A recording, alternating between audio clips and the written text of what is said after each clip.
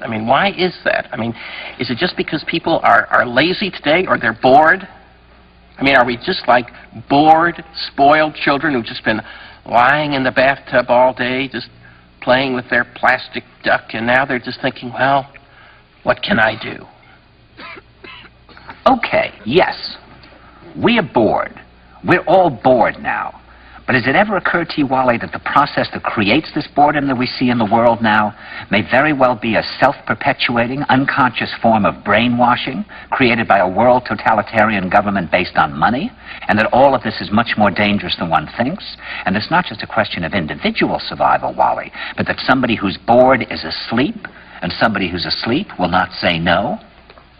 See, I keep meeting these people. I mean, just a few days ago, I met this man whom I greatly admire. He's a Swedish physicist, Gustav Bjornstrand, and he told me that he no longer watches television, he doesn't read newspapers, and he doesn't read magazines. He's completely cut them out of his life because he really does feel that we're living in some kind of Orwellian nightmare now, and that everything that you hear now contributes to turning you into a robot. And when I was at Findhorn, I met this extraordinary English tree expert who had devoted his life to saving trees. He just got back from Washington, lobbying to save the redwoods. He's 84 years old. He always travels with a backpack because he never knows where he's going to be tomorrow.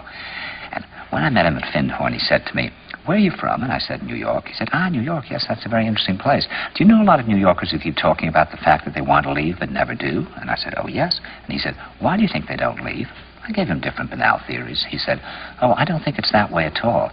He said, "I think that New York is the new model for the new concentration camp, where the camp has been built by the inmates themselves, and the inmates are the guards, and they have this pride in this thing they've built. They've built their own prison, and so they exist in a state of schizophrenia, where they are both guards and prisoners, and as a result, they no longer have, having been lobotomized, the capacity to leave the prison they've made, or to even see it as a prison." And then he went into his pocket and he took out a seed for a tree and he said, "This is a pine tree." He put it in my hand and he said, "Escape before it's too late." See, actually for 2 or 3 years now, Chiquita and I have had this very unpleasant feeling that we really should get out. And we really should feel like Jews in Germany in the late 30s. Get out of here. Of course, the problem is where to go, because it seems quite obvious that the whole world is going in the same direction.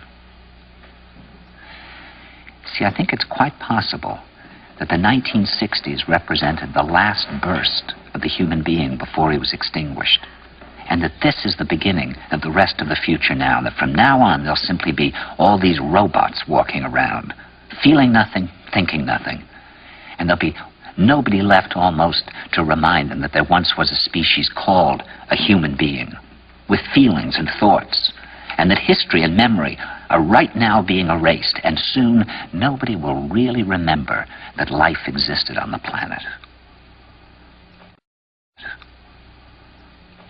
Now, of course, Bjornstrand feels that there's really almost no hope, and that we're probably going back to a very savage, lawless, terrifying period. Findhorn people see it a little differently. They're feeling that there'll be these pockets of light springing up in different parts of the world, and that these will be, in a way, invisible planets on this planet.